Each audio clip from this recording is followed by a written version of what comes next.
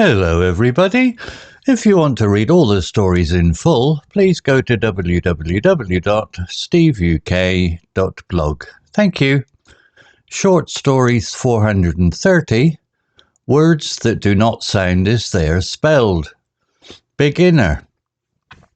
Once upon a time in the quaint village of Keytown lived a famous knight named Sir Worcester. Despite the simple life in the village, Sir Worcester often fancied the idea of explorations. The villagers found it peculiar how Sir Worcester's name was pronounced Worcester, a mystery in itself. Lady Hermione was Sir Worcester's friend and the owner of the manor, filled with exotic books. Her name, pronounced Hermione, was also a puzzle to newcomers. One day she invited Sir Worcester for a cup of tea and a discussion about an adventurous expedition. They had crumpets, delightful little cakes that were a treat to everyone's taste buds. "Dear Sir Worcester, have you ever thought of travelling far and wide?"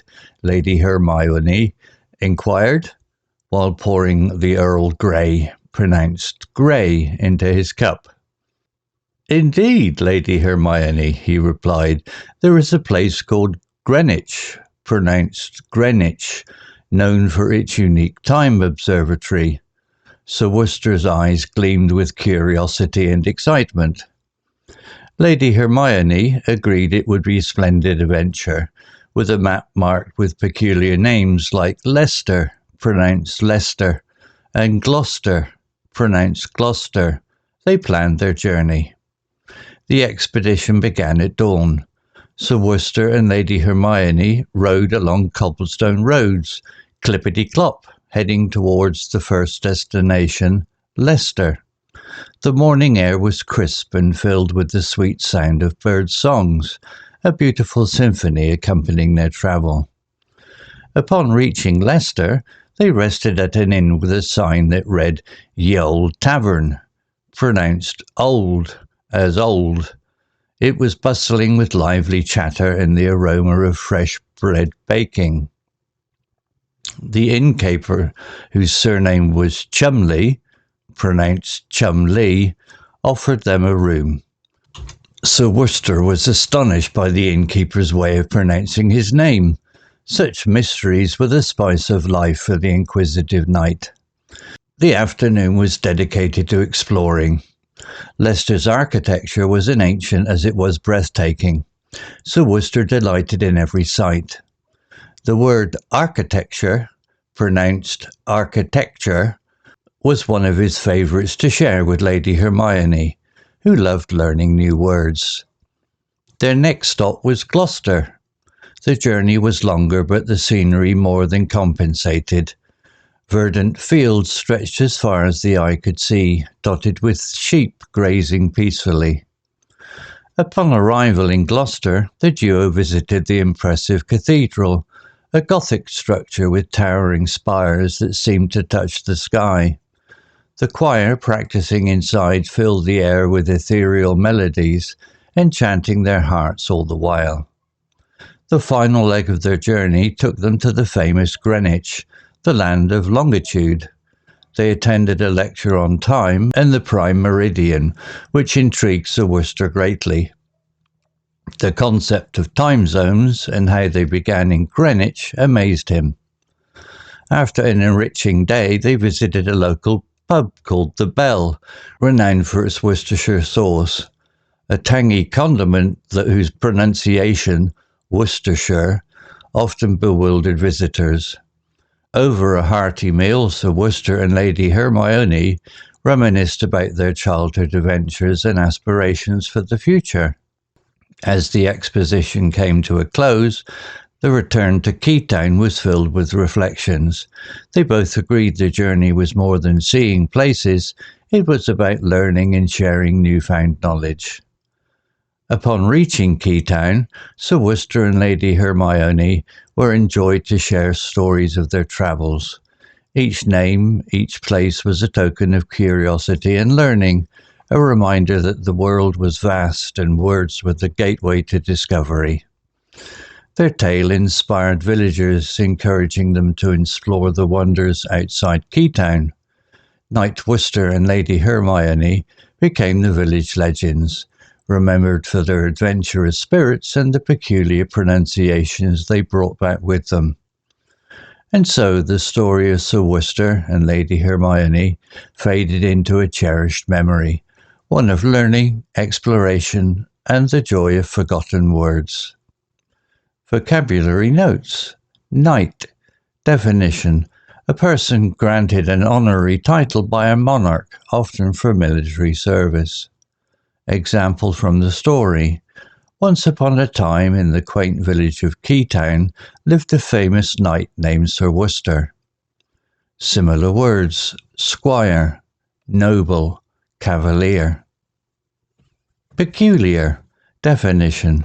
Strange or unusual, often in a way that is interesting or attractive. Example from the story. The villagers found it peculiar how Sir Worcester's name was pronounced. Worcester. Similar words. Odd, unusual, strange. Expedition. Definition. A journey undertaken for a specific purpose, often for exploration or scientific research. Example from the story.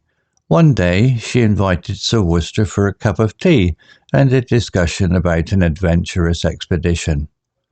Similar words. Journey, voyage, adventure. Symphony. Definition. A harmonious combination of sounds, especially in music. Example from the story. The morning air was crisp and filled with the sweet sound of birds' songs, a beautiful symphony accompanying their travel. Similar words. Concert, melodies, harmony. Architecture. Definition. The art of practice of designing and constructing buildings. Example from the story. Leicester's architecture was as ancient as it was breathtaking. Similar words. Design, structure, building. Ethereal. Definition. Extremely delicate and light in a way that seems too perfect for this world. Example from the story. The choir practicing inside filled the air with ethereal melodies. Similar words. Heavenly, delicate, airy. Longitude. Definition. The angular distance of a place east or west of the meridian at Greenwich, England. Example from the story. The final leg of their journey took them to the famous Greenwich, the land of longitude. Similar words. Meridian, geographic coordinate, easting. Reminiscence. Definition. To recall past experiences and events with enjoyment or nostalgia. Example from the story. Over a hearty meal, Sir Worcester and Lady Hermione reminisced about their childhood adventures. Similar words. Remember, reflect, recollect. Verdant. Definition. Green with grass or other rich vegetation. Example from the story. Verdant fields stretched as far as the eye could see, dotted with sheep grazing peacefully. Similar words. Lush, green, fertile. Tangy. Definition. Having a strong, piquant flavour or smell.